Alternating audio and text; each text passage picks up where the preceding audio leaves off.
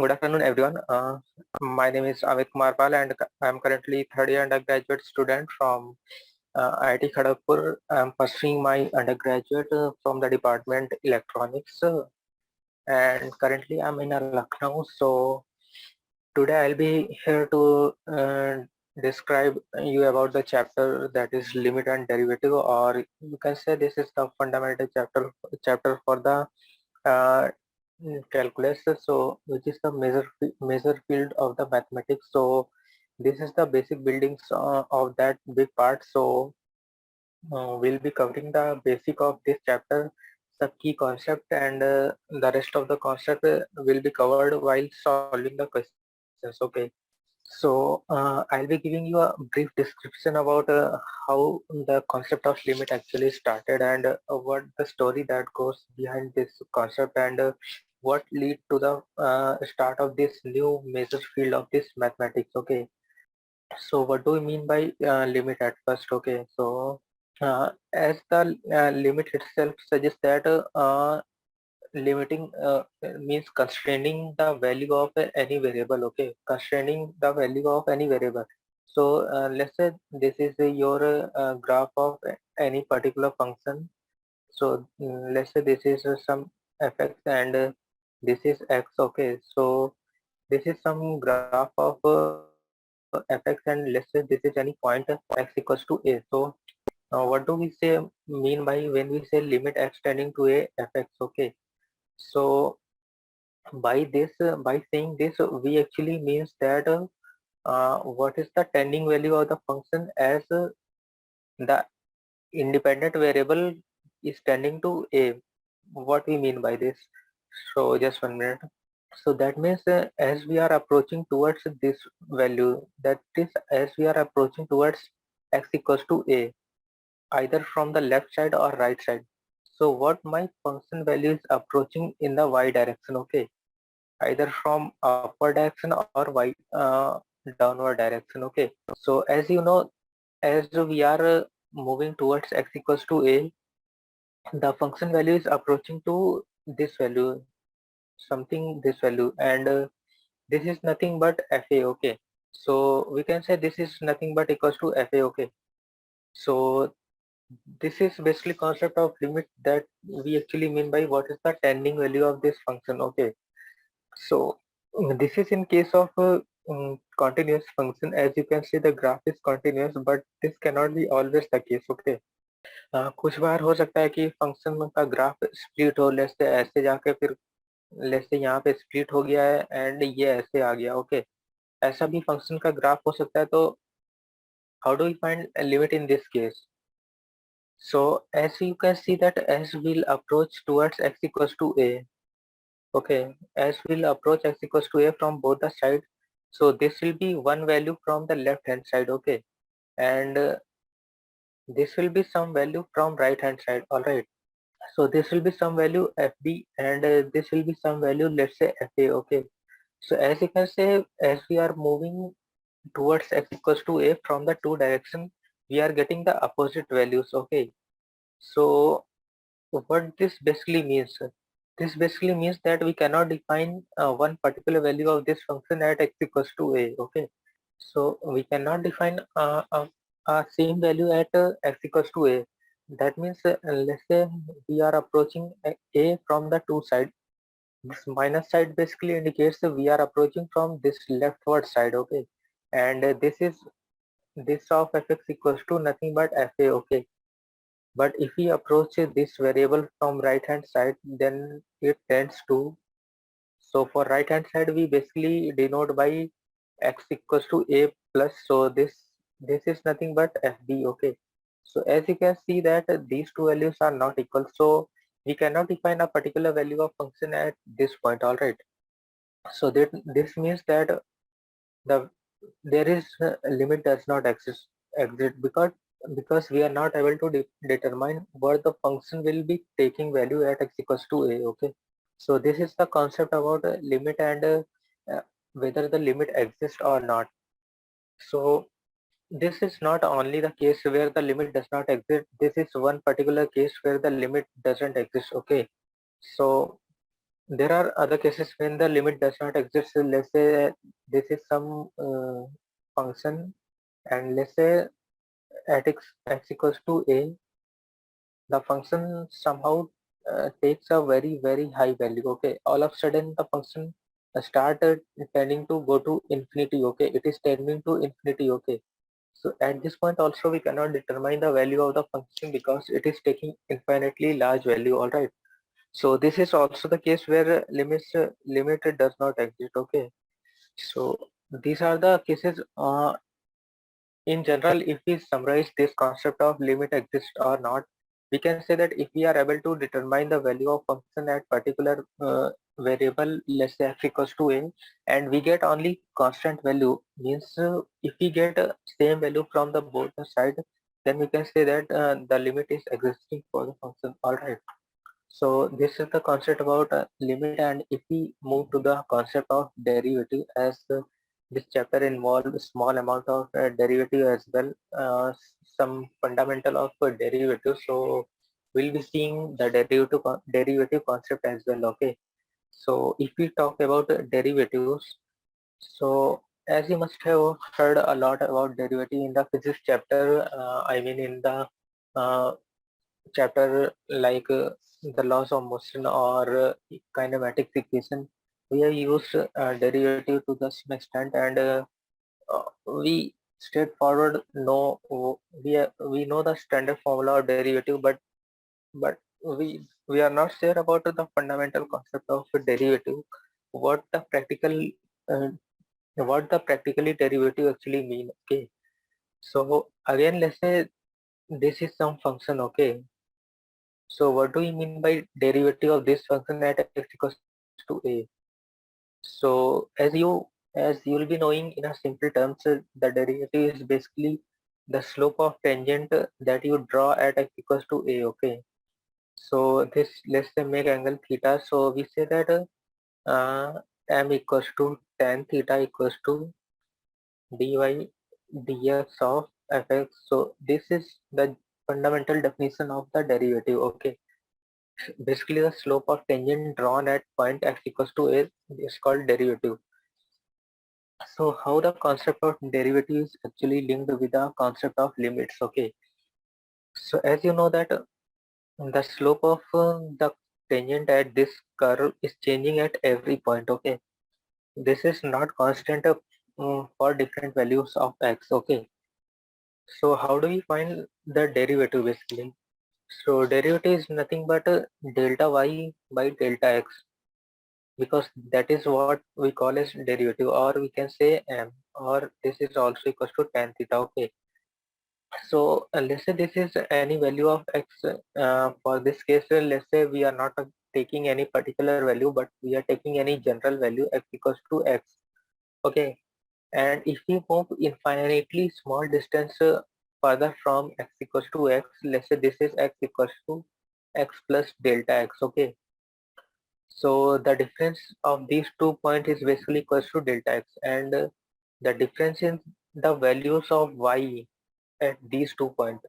So at x, this is fx. Okay, and at x plus delta x, this is equals to f of x plus delta x. Okay, so if we apply the concept of slope at this point, so we get a dy by dx is nothing but equals to f of x plus delta x minus of fx of, upon delta x. Okay, so this is the concept about derivative. So this is the general formula of derivative for any function. Okay, and to determine whether this derivative is finite or infinite, or the function is differentiable, etc.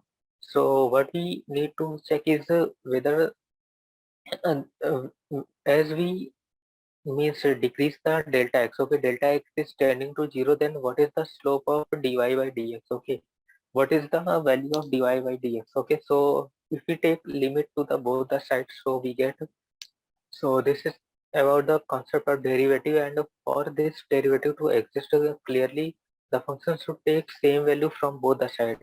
What do we mean by both the sides?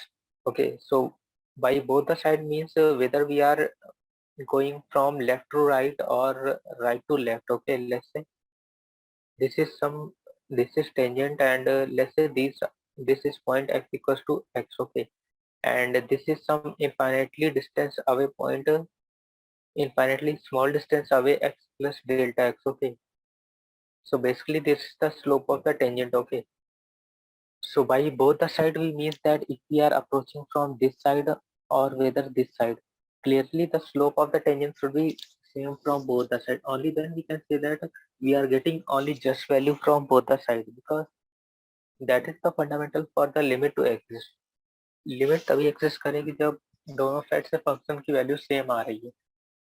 तो derivative exist करने के लिए भी यही condition है कि अपने को सेम वैल्यू मिलनी चाहिए फ्रॉम लेफ्ट साइड और right side. Okay, so whether we move from left side or right side, the value of derivative should be constant. Okay, so this is we means by differentiability of the function. Okay, so by far we have to concept whether limit exists or not for a function, and whether the function is differentiable or not. Okay, so this is the fundamental brief about this chapter, and now if we try to understand the concept of limit more clearly, we'll be trying to solve the question of this exercise to more strengthen our concept about this chapter and to grasp the concept of limit in more practical way. Okay.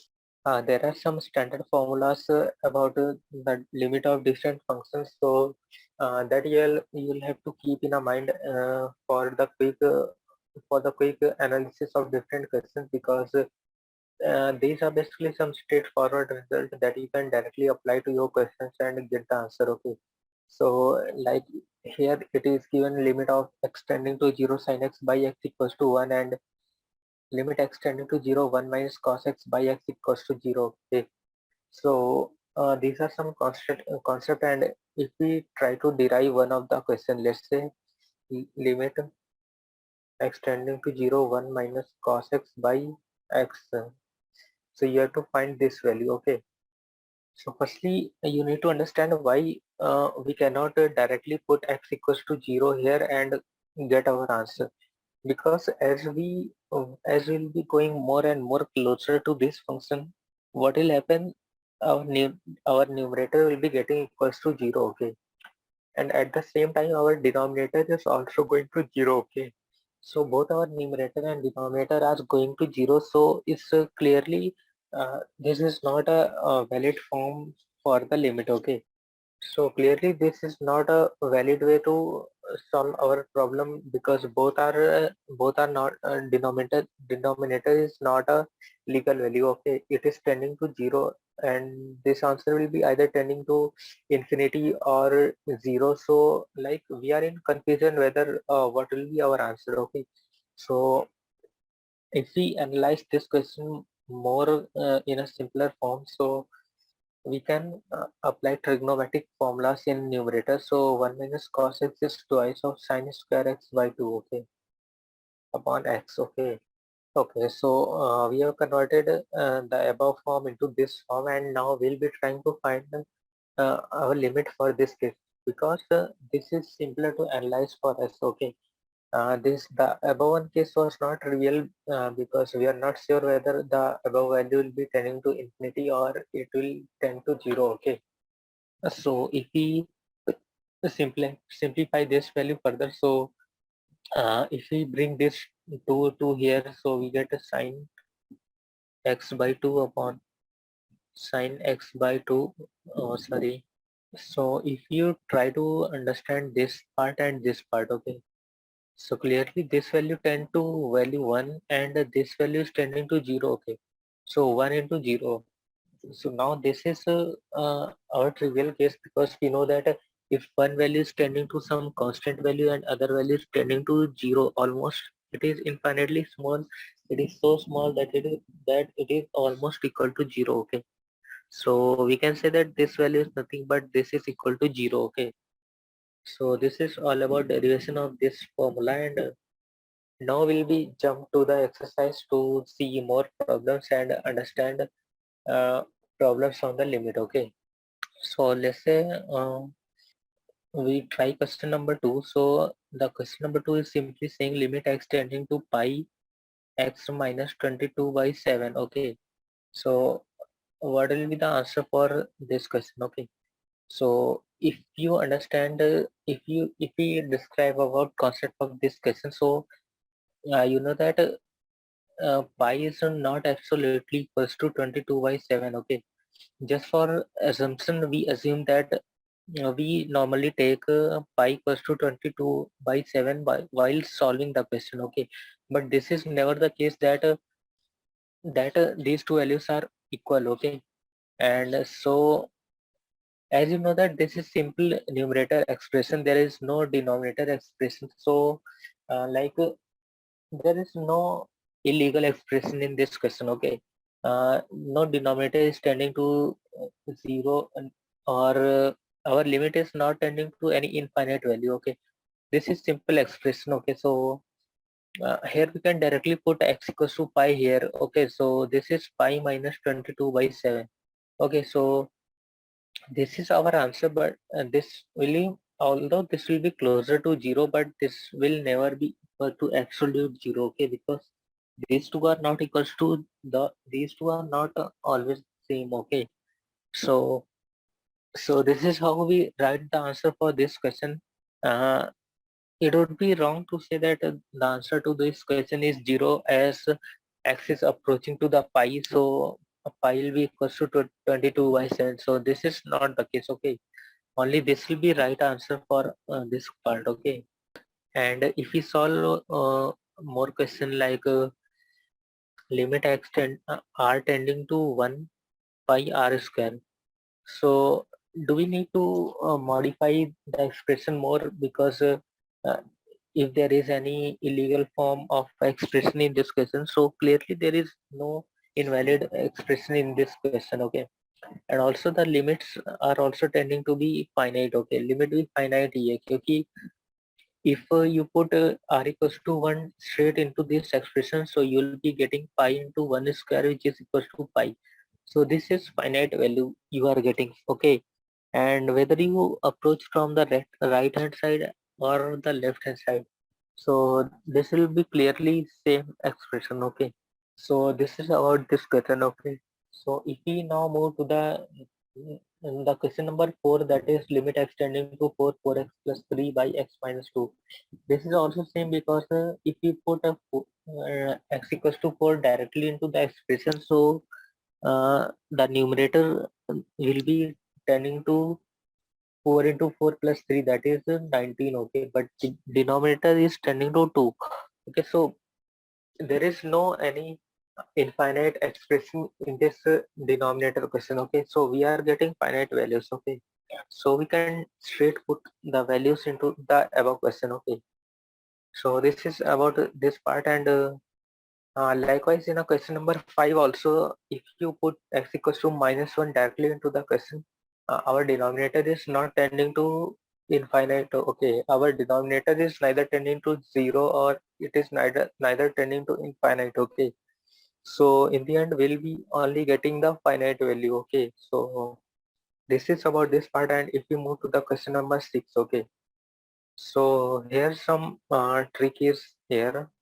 So if you carefully observe, we are given limit x tending to 0. Okay, so if we roughly put x equals to 0 directly into this expression, so we'll be getting 1 minus 1, that is equals to tending to 0, and this denominator is also tending to 0. Okay, so this whole expression is either tending to infinity, or it is tending to some value 0, or it is tending to finite. So we are not sure which one is correct in the above case. Okay, so we will need to see this problem in a different way or some simpler way, so we can deduce some conclusion from that expression. Okay, so likewise, let's say we expanded this bracket. Okay, so if you know the binomial expansion, so if you try to expand uh, this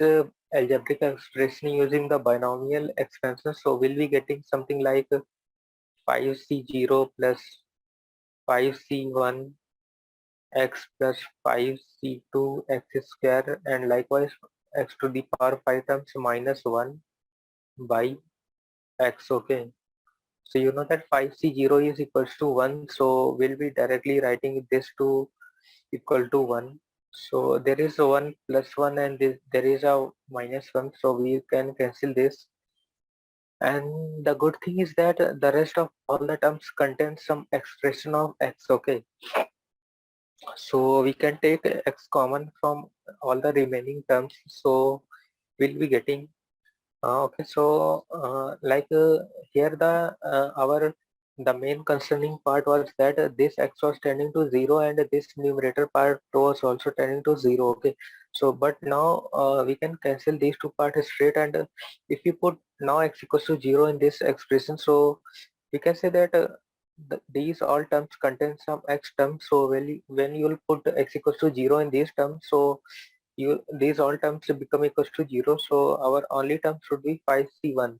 Okay, so our limit will be equals to 5. Okay, so this is about this question. And if you move to the question number 7, so this is 3x. So about question number 7, this is equal to limit x tending to 2. So if you directly put x equals to 2 here, so what happens, this tending to 0. Okay, and if you put here, so this is equals to 3x square equals to 18. Oh sorry, this is equal to 12 minus 2 equals to 10 minus 10 equals to 0. Okay, so this is also tending to 0 value. Okay, so clearly this is our invalid form, and we have to simplify this expression to find the final limit. Okay, so one thing you can do is factorize the numerator and denominator, so this reduce to. So now clearly you can directly put the x equals to 2 here, and we'll be getting a valid form. Okay, so this give our final answer. So if we move to the question number 8 now, so this is limit extending to 3. Okay, so here again, if we directly put the value of x equals to 3, then we'll be getting some invalid denominator form, because denominator will be tending to 0, because 3 into 3, 9 into 2, 18 minus 15 equals to 3 minus 3 equals to 0. Okay, so this is tending to 0, so again we'll be trying to splitting this expression, so this gives so if we move to the question number 9 now, so this is straightforward question, because if you put the x equals to 0, so our denominator will be valid form, so this will simply give equals to b. Okay, and if you try the question number 10 now, so if you directly put z equals to 1 by z equals to 1 in this expression, so clearly you will be getting 0 by 0 form. Okay, so we have to solve this question, so we'll be trying to add some factors. So if we see the numerator, then we get this is nothing but z square whole square minus 1 by z to the power 1 by 6 minus 1. Okay, so if we consider z to the power 1 by 6 equals to a, then this expression equals to limit a tending to 1, because as the tends to 1, the a also tends to 1. Okay, from this expression, so this is equals to a square minus 1 by a minus 1, and limit a tending to 1. Okay, so you can now factorize this, so this is a minus 1 by a plus 1 upon a minus 1. Okay, this can cancel, uh, and now you can directly put a equals to 1, so this will be 2 answer. Okay, for the question number 12 also, and if we would solve the fractional expression given in the denominator, so x plus 2 will be cancelled from both the sides, so will be left 1 by 2x. Okay, so you can put x equals to minus 2 directly here, so you will get limit equals to minus 1 by 4. Okay, if we solve the question number 14 now, so this is equal to limit x tending to 0 sine ax by sine. Okay, so we are familiar with the expression sine ax by ax, limit x tending to 0 equals to a. Okay, Actually this is equals to 1. Okay, so the value of this expression is equal to 1. Okay, so if you try to make the same form in the above question, then this is equal to sine by bx into bx upon sine of ax by ax into ax. Okay, so this is equals to 1 and this is equal to 1, and this b and a are also in multiple. Okay, so our final answer would be equals to b upon a. Okay. There is one more simple rule to solve the question on limit directly straightforward, and that is L'Hopital rule. So this is basically a very straightforward rule that you can apply in lot of number of cases to directly come up with the solution of your question. Okay, so what does it says that, let's say this is your any limit extending to a, and this is fx by gx. Okay, where both fx and gx are tending to some values that leads to the invalid format of this expression. Okay, so it might be tending to some infinity value or minus infinity value. So in that case, this limit is also equals to limit x tending to a f dash x by g dash x. Okay, so what do you mean by this? This means that we can differentiate the numerator and denominator, and we can find the limit of extending to a for that function as well. Okay, so by this method, what happened, let's say our question is question number 16. Okay, so the question number 16 is limit extending to 0 cos of x upon pi minus x. Okay, so you know that if you put x equals to 0 directly into this expression, so this will give numerator to 1 and the denominator is tending to pi. Okay, so clearly this is a valid format and we don't have to apply anything special here because this is already tending to some finite value. Okay, so this will be equal to 1 by pi. Okay, let's say question number 17. Okay, so the question number 17 says that limit extending to 0 cos of 2x minus 1 by. So if you put x equals to 0 in this expression, so our numerator will be tending to 0 and denominator will be tending to 0. So this is invalid format. Okay, so what we can do that, we can apply the L'Hopital rule in this question that we have discussed here. Okay, as this is discussed here. Okay, so I'll mark this by L'Hopital rule.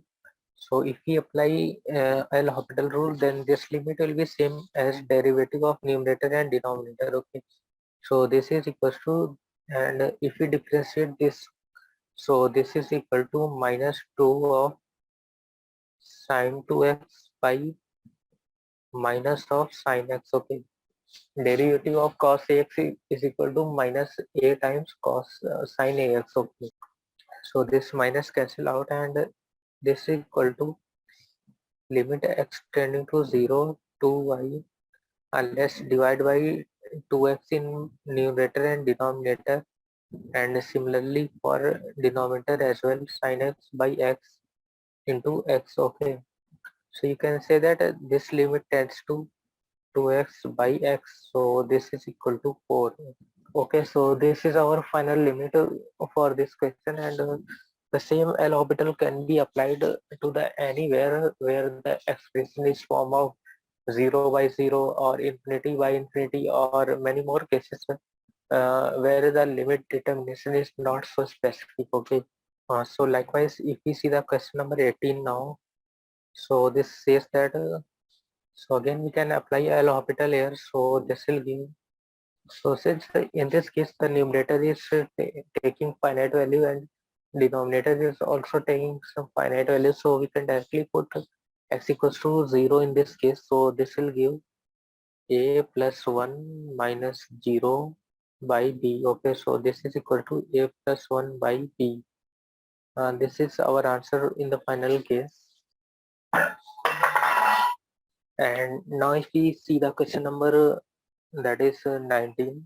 So if you see this question carefully, then you'll notice that sec x is taking finite value at x equals to 0, that is equal to 1, and this x is tending some value closer to the 0. Okay, so if you are multiplying 0 with some constant value that is equal to 1 in this case, so this will always give answer equals to 0. Okay, because one of the expression is tending to 0 and other expression is tending some finite value. Okay, so multiplication of finite value with very smaller value will always be uh, very closer to 0. Okay, so if we now move to the question number 20 is basically same. You have to apply L'Hopital in both numerator and denominator. So this will convert this invalid expression to the some valid expression, and after that you can directly put value x equals to 0 in both numerator and denominator, and